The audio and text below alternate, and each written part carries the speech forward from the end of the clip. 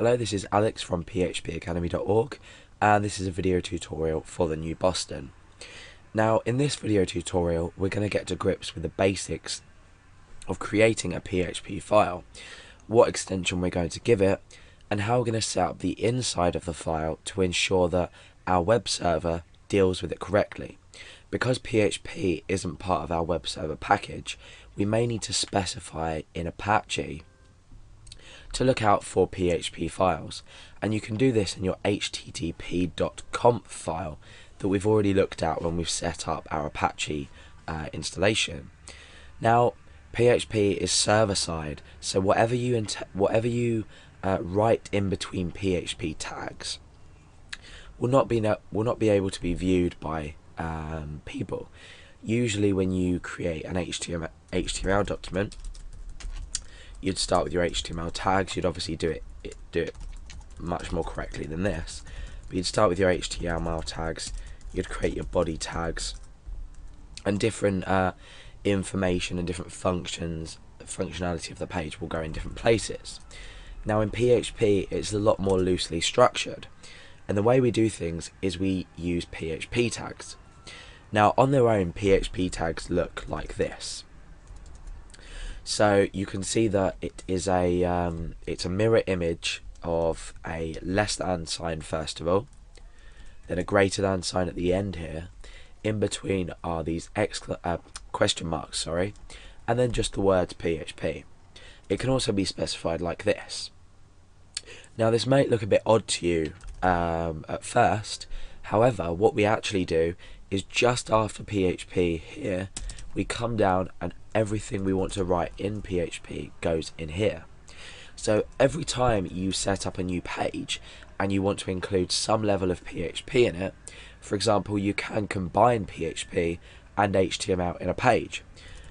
We could have our PHP tags here, and we could also have our HTML tags down here.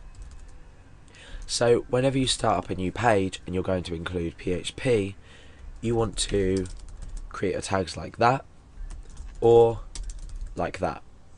I'd probably recommend the use of the PHP notation at the start. So these are your PHP tags. PHP code will go inside here. So how do we go about saving our file so it can be interpreted properly by our web browser, or our web server, So we go ahead and we save the file.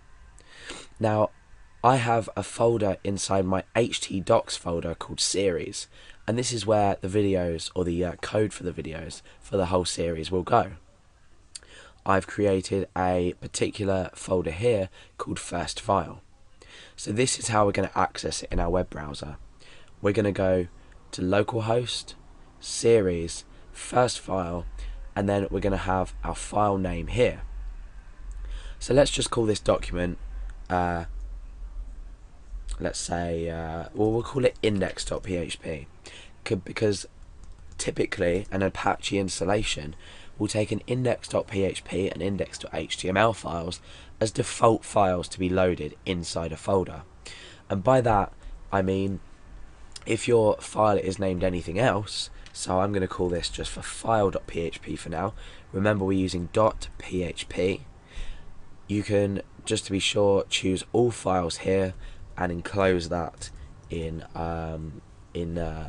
double quotation marks, just to make sure your text editor saves it with a correct file extension. So let's save this. We've shown that we've saved this as a PHP document. My text editor context has automatically turned on syntax highlighting for PHP. This just means that PHP code and different aspects of code will be highlighted so we can read things easier.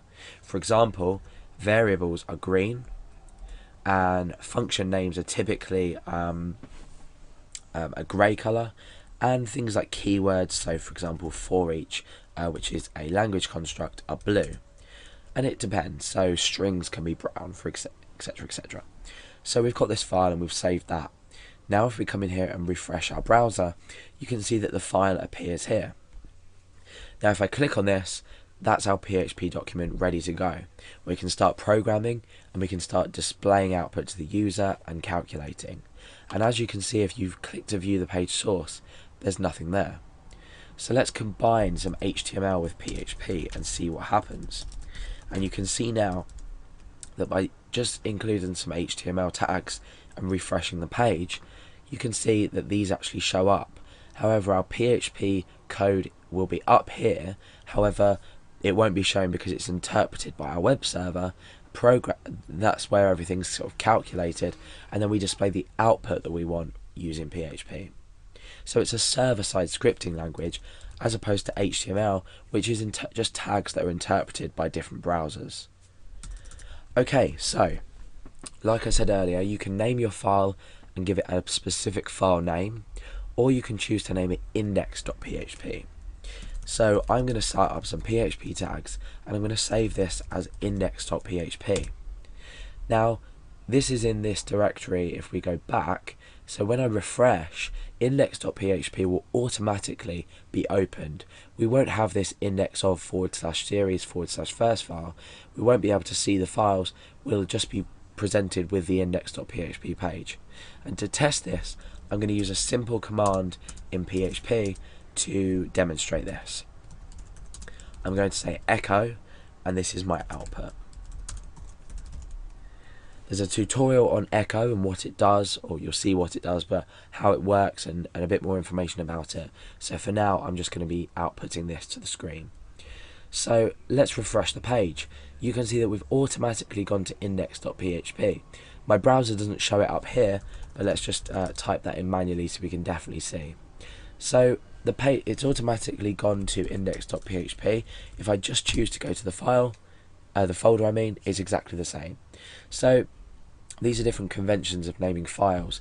If you name something anything else other than what's specified, index.php and index.html I think are default specified in an Apache configuration. However, normal files are not named to open by default. So that's a bit about naming files and how you should name and create your files. And you've learned also how to set your PHP tags up ready to code inside them.